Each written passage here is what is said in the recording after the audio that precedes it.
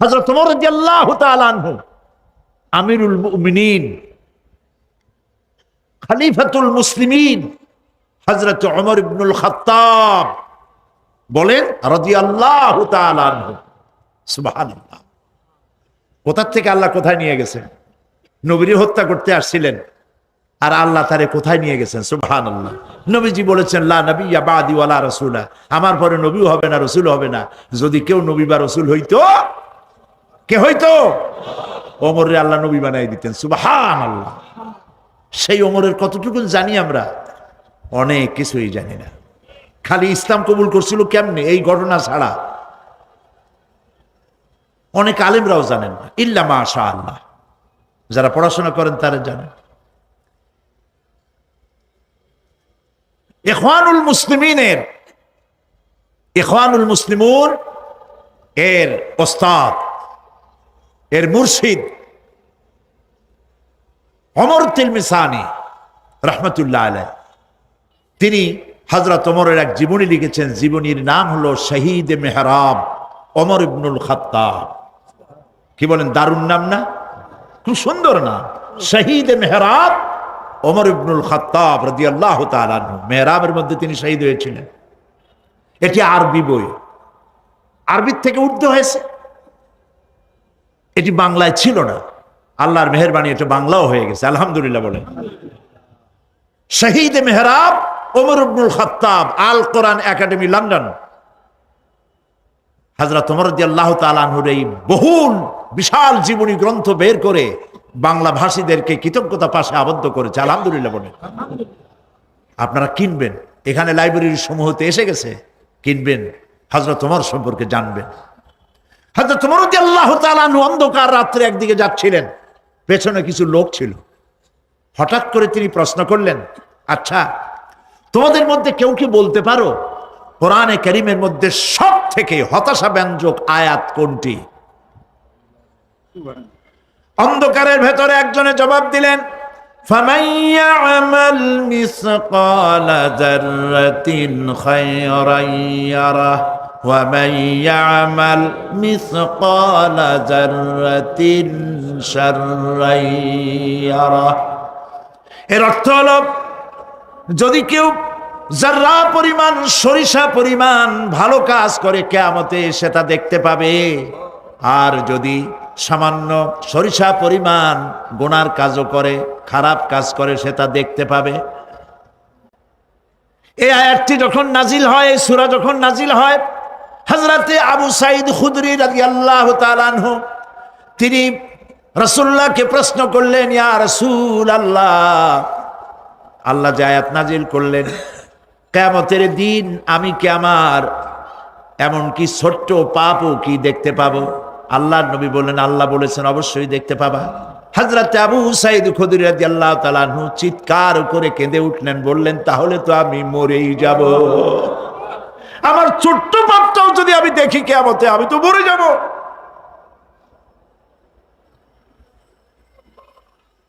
হযরত ওমর রাদিয়াল্লাহু তাআলা আনহু অন্ধকারের ভিতরে হাঁটতেছেন আর কাঁদতেছেন, হাঁটতেছেন আর কাঁদতেছেন।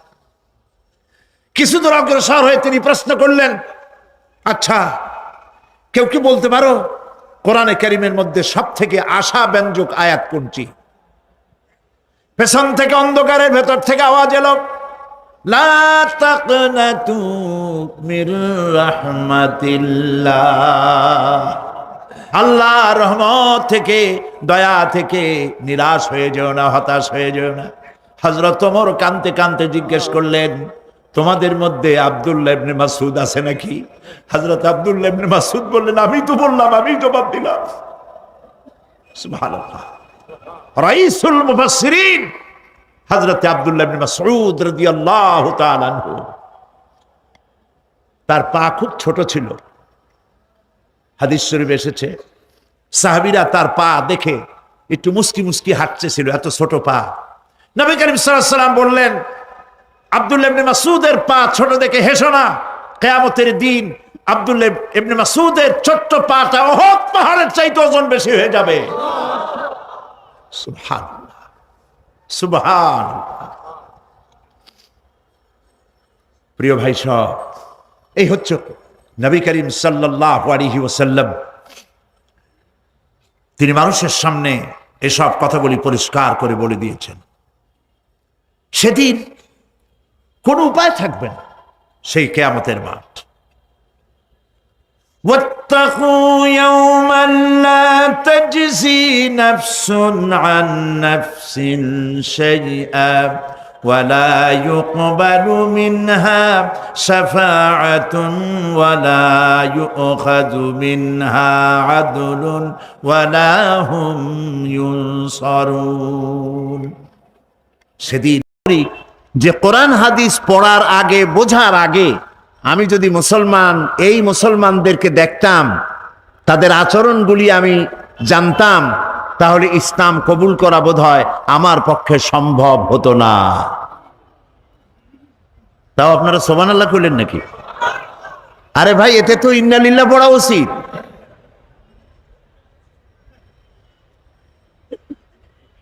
কথাটার অর্থ হলো, এই কোরআনে যে ইসলামের কথা বলা আছে, এই কোরআনে যে মুসলমানের কথা বলা আছে, নবী করিম সাল্লাল্লাহু আলাইহি ওয়াসাল্লামের হাদিসে যে ইসলাম আর মুসলমানদের কথা আছে, আমাদের পা থেকে মাথা পর্যন্ত সেই ইসলাম কোথায়?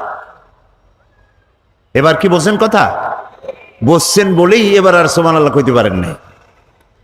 সেই ইসলাম আমাদের মধ্যে আজ আর নাই, খুব কম আছে। সিরাতে সুরতে মুসলমানের মতো আসি, কিন্তু আমলে আখলাকে, লেনদেনে, দিয়ানাতদারিতে, আমানতদারিতে, ব্যবসায় বাণিজ্যে মুসলমানের যে চরিত্র হওয়া উচিত ছিল, সেই চরিত্র আমাদের মধ্যে আজ অনুপস্থিত। এ কথা বলতে কি লজ্জা হয় না? ঠিক বলছি বলেন, এটা সত্য কি না?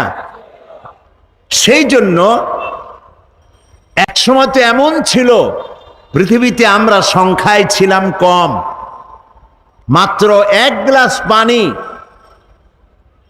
6 জন 7 জনে 8 জন 10 জনে ঠোঁট ভিজাইয়া, জিহ্বাটাকে ভিজাইছে, কণ্ঠটা ভিজাইছে। একটা খেজুরকে 8-10 জনে ভাগ করে খেয়েছে, ছিঁড়ে ছিঁড়ে একটু একটু জিহ্বায় দিয়া, একটু পানি মুখে দিয়ে রোম, শাম, পারস্য বিজয় করেছে আমার পূর্বপুরুষেরা। এইবার সুবহানাল্লাহ বলতে পারেন। সেই মুসলমানের সংখ্যা এখন 130 কোটি, কেউ বলে 150 কোটি। যেটা কই আপনি আনন্দ পান, 130 কোটি পাথরের টুকরা এক জায়গায় করলে তাও একটা বড় পাহাড় হয়, শক্তি হয় তার। সেই শক্তি দিয়ে একটা কোনো কিছুর মোকাবেলা করা যায়। 130 কোটি সমুদ্রের ঢেউ যদি একটার পর একটা আসে, উপকূল ভেঙে চুরে চুরমার করে দেওয়া যায়। কিন্তু 130 কোটি মুসলমান আজ 130 কোটি মুরগির ডিমের মতো হয়ে গেছে। বলতে আজ খুব দুঃখ হয়। এই অবস্থার জন্য আমরা দায়ী। এই অবস্থার জন্য কারা দায়ী বলে? আমরা নিজেরাই দায়ী। প্রিয় ভাই সব, কোরআন বুঝতে হবে, বোঝার জন্যই কোরআন এসেছে। আমরা বুঝি নাই, না বুঝলে আমরা তো আমল করতে পারবো না। কথা ঠিক কিনা? কোরআন শুধু শোনার জন্য শুনেছি, তেলাওয়াতের জন্য শুনেছি, পড়েছি, কিন্তু এটাকে আমল করার জন্য চেষ্টা করি নাই।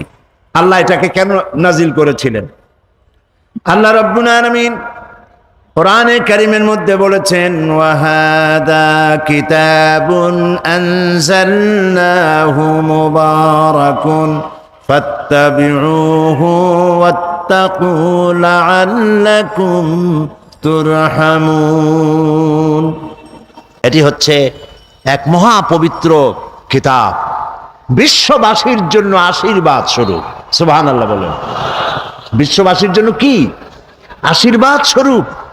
ফাত্তাবিউহু ওয়াত্তাকু। এই কোরআনকে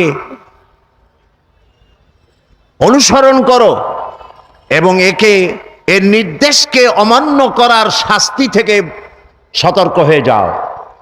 এতে যে নির্দেশগুলি আছে, সেই নির্দেশগুলি যদি অমান্য করো, তাহলে অমান্যকারীকে প্রচন্ড রকম শাস্তি দেওয়ার ক্ষমতা তার আছে, যিনি কোরআন অবতীর্ণ করেছেন। সুবহানাল্লাহ। তাহলে কোরআন আসছে কি জন্য বলেন? অনুসরণ করার জন্য, বোঝার জন্য। আর একটি গাড়িকে কিন্তু মামলা দিচ্ছে ইতিমধ্যেই। আমরা কিছুক্ষণের ভিতরে আপনাদেরকে আপডেট জানাতে পারবো যে কত টাকার মামলা দিল এবং কি কি মামলা দিল বা কি বিষয়। আমরা কিন্তু হ্যাঁ আমাকে ভিডিও করতে হবে তোর এই লোকে ভিডিও কর, বেশি করে করো। দর্শক, আমরা কিন্তু ইতিমধ্যে কিন্তু চুয়াডাঙ্গা কোর্ট মোড়ে কিন্তু আইন শৃঙ্খলা বাহিনীর চেকপোস্ট থেকে দেখানোর চেষ্টা করছি। ইতিমধ্যে কিন্তু চেকপোস্ট থেকে দেখানোর চেষ্টা করছি আইন শৃঙ্খলা বাহিনীর যে চেকপোস্ট, সেই চেকপোস্ট কিন্তু প্রতিনিয়ত কিন্তু আইন শৃঙ্খলা বাহিনী কিন্তু চেকপোস্ট বসিয়ে কিন্তু যাদের গাড়ির কাগজ এবং হেলমেট এবং ড্রাইভিং লাইসেন্স যাদেরকে না থাকে তাদেরকে কিন্তু তারা মামলা দিচ্ছেন, পাশাপাশি তাদেরকে জিজ্ঞাসাবাদ করছেন, তল্লাশি করছেন। ভাই, আজকে কি আপনারা কোনো তল্লাশি করছেন নাকি? না, চেক করতেছি আমরা, চেক করতেছি। আজকে খালি চেক করছেন? চেক, দর্শক একটু জানিয়ে রাখি যে আজকে তারা শুধু চেক করছেন কিন্তু।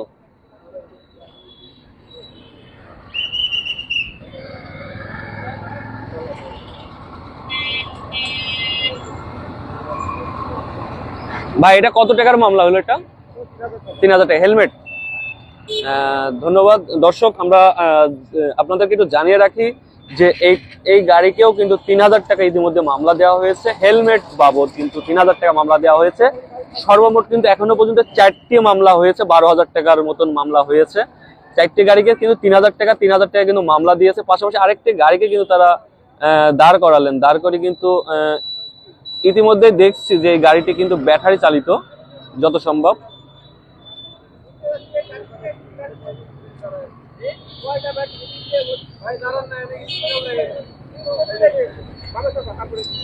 ব্যাটারি চালিত গাড়ি, 3 জন কিন্তু যাচ্ছে। আসলে গাড়িকে কিন্তু তারা ইতিমধ্যে কিন্তু দাঁড় করালেন। আমরা ইতিমধ্যে দেখানোর চেষ্টা করছি এই মুহূর্তে। একটি গাড়িকে কিন্তু 3 জন থাকার কারণে কিন্তু গাড়িকে কিন্তু তারা দাঁড় করালেন। হেলমেট কই? হেলমেট করতে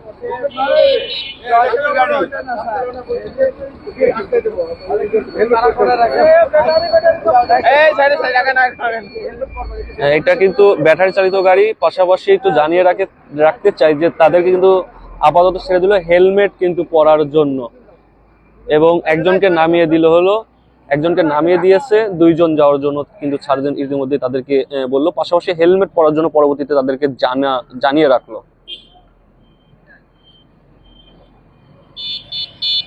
ব্যাটারি গাড়ি ওটা।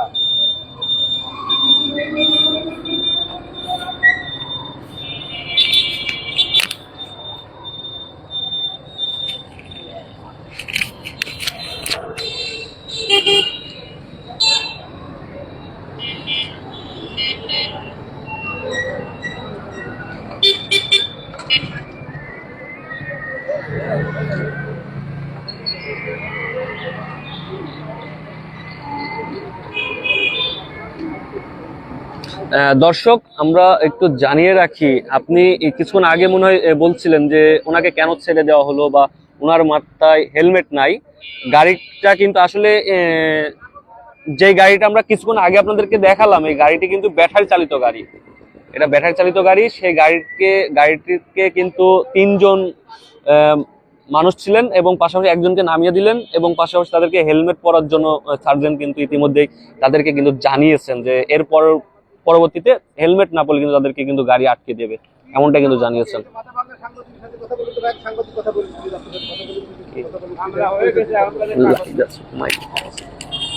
দর্শক, আমরা ইতিমধ্যে কিন্তু চুয়াডাঙ্গার কোর্ট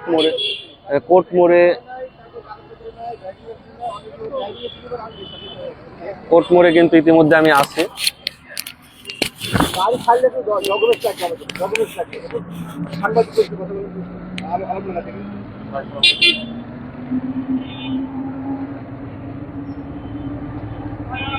হেলমেটের মামলা হয়ে গেলে করার নেই।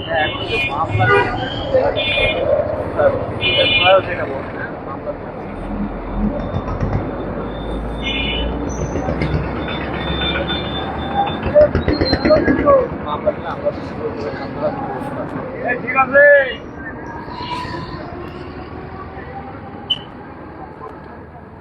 না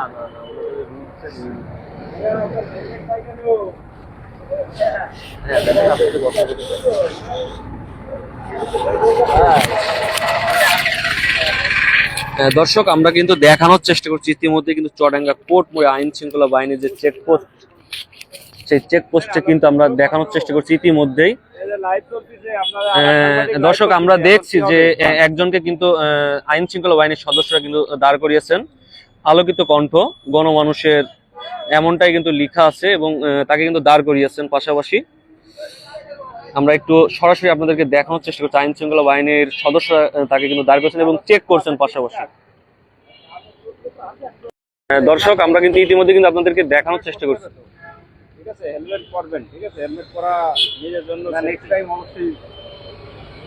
ঠিক আছে, আপনি সাংবাদিক মানুষ, এখন আপনারা ভাইয়ের বাসা কোথায় ভাই? শিক্ষিত লোক, দর্শক হেলমেট পরবেন। ঠিক আছে দর্শক ইতিমধ্যে কিন্তু আমরা দেখলাম যে আমাদের এক সহকর্মী তার শুধু হেলমেটটা নাই বিধায় তাকে কিন্তু বলে দিল যে হেলমেট পরবর্তীতে পরার জন্য। পাশাপাশি আমরা এই মুহূর্তে চুয়াডাঙ্গার কোর্ট মোড় থেকে কিন্তু সরাসরি দেখানোর চেষ্টা করছি যে আইন শৃঙ্খলা বাহিনীর যে চেকপোস্ট, এই চেকপোস্টে কিন্তু তারা কিন্তু জিজ্ঞাসাবাদ করছেন। পাশাপাশি যাদেরকে সন্দেহজনক মনে হচ্ছে তাদের কিন্তু দাঁড় করাচ্ছেন। পাশাপাশি তারা কিন্তু গাড়ির হেলমেট এবং ড্রাইভিং এইগুলো কিন্তু তারা চেক করছেন। পাশাপাশি যাদের হেলমেট এবং ড্রাইভিং যাদেরকে না থাকছে এবং গাড়ির কাগজ যাদের না থাকছে তাদেরকে কিন্তু তারা মামলা দিয়ে কিন্তু ছেড়ে দিচ্ছেন। সাধারণ ঠিক আছে, সরকারি সরকার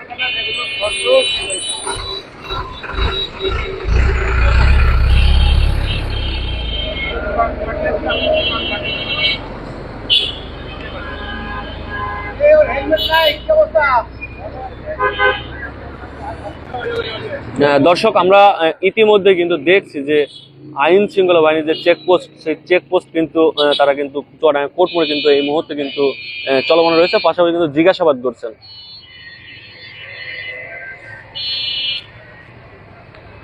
আমরা একটু ওই সাইডে গিয়ে আপনাদেরকে একটু দেখানোর চেষ্টা করি যে আসলে সার্জেন্ট ইতিমধ্যে তাদের সাথে কিন্তু কথা বলছেন। পাশাপাশি একটু দেখানোর চেষ্টা করি আমি গিয়ে।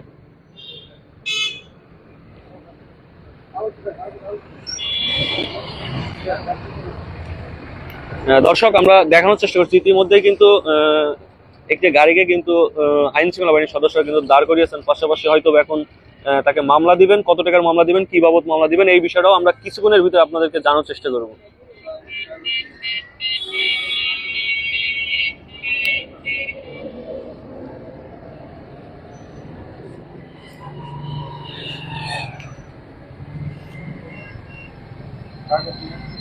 কাগজ নিয়ে আসুন, সমস্যা নেই, কাগজ নিয়ে আসুন, কাগজ নিয়ে গাড়ি ছেড়ে দেবো। হ্যাঁ, তোমার নাম বলো, তোমার নাম?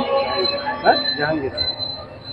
ওই গাড়িটা ছেড়ে দিলেন, ওই গাড়িটা তো কোনো নেই, হেলমেট নেই, কাগজ নেই, কিচ্ছু নেই, গাড়িটা ছেড়ে দিলেন, গাড়ি চলে গেছে, বেরিয়ে চলে গেছে। না, বেরিয়ে যায়নি, উনি নিজে ছাড়ছে, উনি নিজে ছাড়ছে, ধরতে পারেনি। না না তো না, এইখানে মানে পরিচিত মনে হয়, উনি ছেড়ে দেন।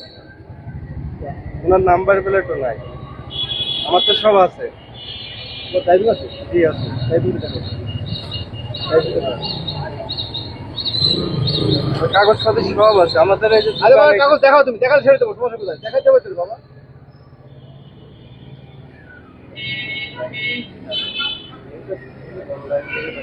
অনলাইন দেখলে হবে না, পেপার লাগবে, পেপার লাগবে, সব হেলমেট নেই। পেপার সে যে আমার দোকানে এখান থেকে মানে জাস্ট 1 মিনিট যাবো আর নিয়ে আসবো, ইজি বাইকে দিয়ে যাবো আর নিয়ে চলে আসবো।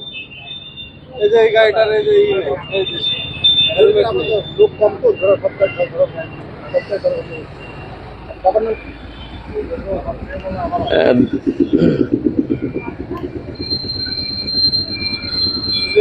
এইগুলো যাদের হেলমেট কেন না, আপনার বিষয় আপনি ভালো হন।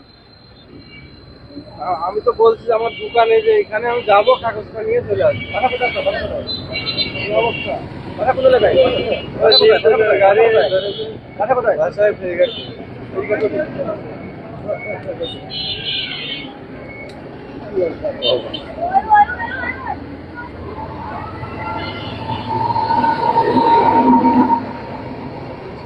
কাগজ দোকানে রয়েছে।